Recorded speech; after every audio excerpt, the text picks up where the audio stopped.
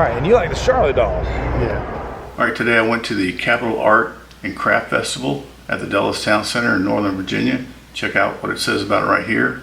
They boast over 200 artisans in their booths, and they have a large variety of handmade art. There's a long list of different types of art.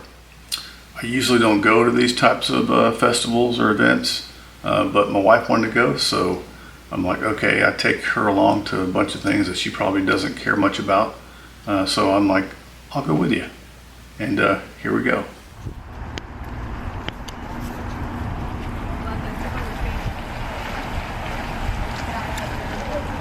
All right, I'm here with my wife. I'm just walking around, see how this goes. All right, after about 20 minutes of walking through and seeing the different booths and the different art and the artisans, I finally walked up to something that I was really interested in and something they didn't really boast in the advertisement. And that was about excavated arts that were made into adornments. Check this out.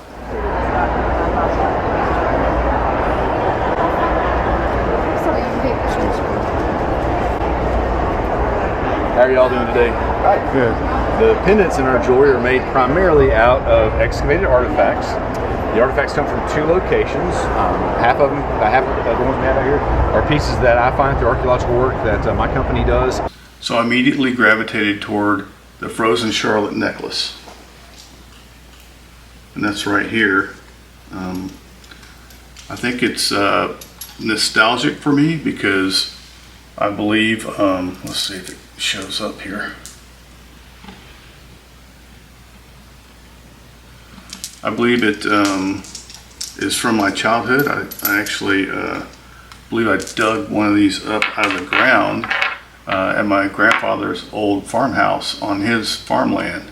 It was an old house that was basically a shack that was not used. We basically used it for storage. No one used it for anything else.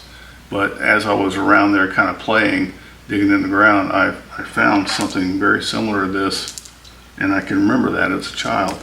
So it's nostalgic for me, very interesting to put this on a necklace. I like the necklace, I like the beads, so I decided to purchase this.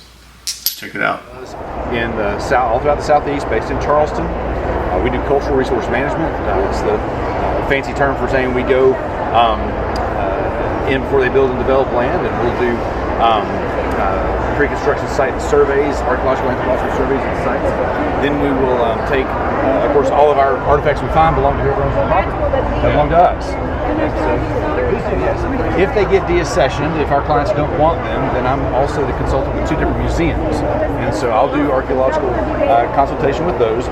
On an extremely, extremely rare occasion, we will have an artifact that actually does get placed into a museum on display. We generally have, of course, a collection of these pieces, samplings, to go with the reports that we place in the archives of the museum. But what they don't need are buckets and buckets and buckets of repetitive stuff. And so when we end up with enough pieces that we need to say, or of course anything that needs to be kept for future research or study, all that stays. But we end up with a lot of fun stuff that just doesn't have a home, and this is a way for us to keep the pieces alive for folks to learn from and enjoy. And so as we look at them out here, it would be an injustice if I didn't keep additional information with these pieces. And so behind the table back here, I have additional cards that explain more of the history of all the different pieces out here and a little bit about what they where they came from, and so we want to keep that context with them as well. It's pretty cool. Interesting. Wait for the camera because I know you're videotaping for some strange reason. But Was there one here that you... Yeah, this one's speaking to me right here. Charlotte's pretty cool, isn't it? So it was never... Poor little girl was never played with. She came into Charleston, they opened up the crate, and when they opened up the crate, they pulled all the broken ones out and threw them in a creek behind this merchant's building in Charleston. In that creek, of course, now it's part of its parking lot.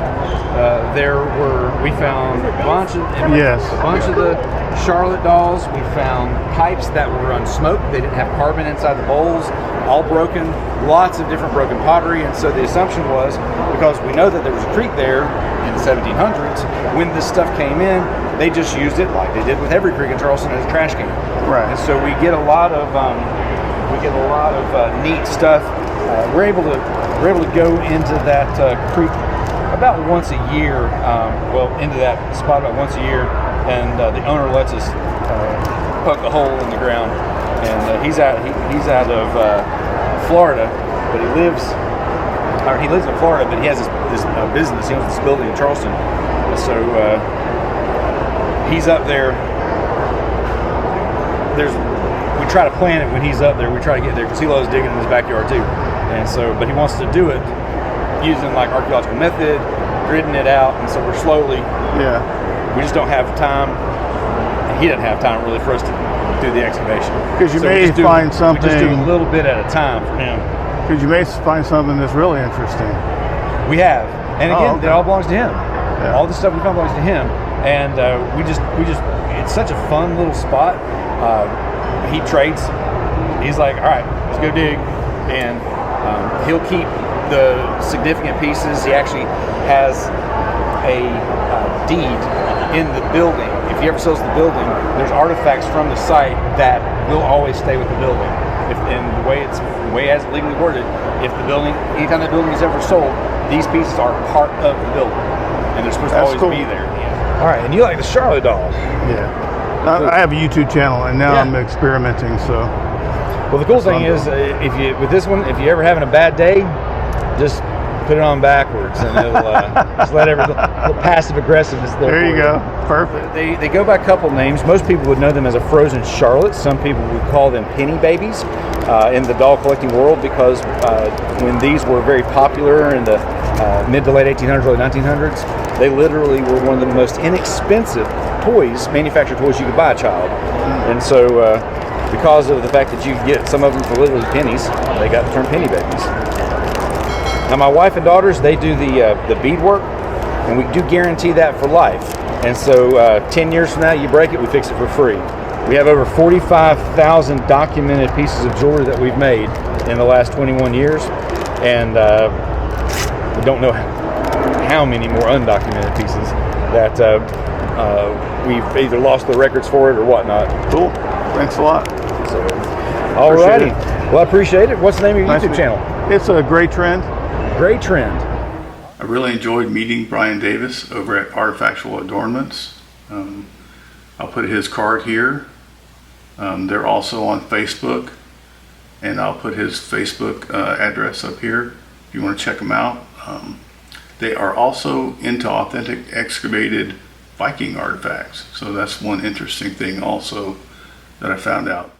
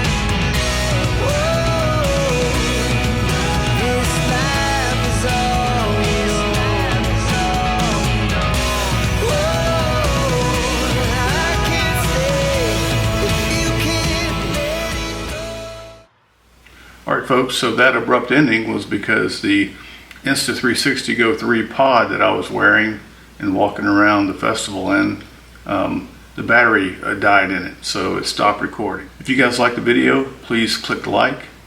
And if you like any of the other videos on the channel, we're going to keep making these videos. We're having fun with it. This is a hobby for me. I'm just having a good time. We appreciate you guys watching. Go ahead and subscribe, and we'll see you guys later. All right? Goodbye.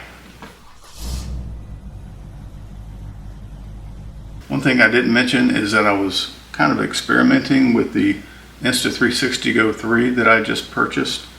What I've done is I popped off the little pod. Of course, this was on, and I have this necklace under my shirt, and it has a magnet on here, and you drop this down and you set this right there on the necklace, and you press start and it'll start recording. Cool thing about it is one is it records everything in front of you. It's a very wide shot. You'll see that. You probably already have seen that because it's mainly what I used the whole time. And also I wanted to see how long it would last, and I had it on and walked through the whole art festival, and it stayed on and recording for 38 minutes before it powered off. I guess the pod ran out of battery after 38 minutes. All right, so that's how long it lasted for me. I'm not sure if you guys can get it to last longer than that, but I know that you can place it back into its compartment here, and it'll recharge or start to recharge, and then you'll be able to use it again. But I'm not sure how long it takes to recharge before you can use it again. But anyway, I just wanted to put that out there. All right.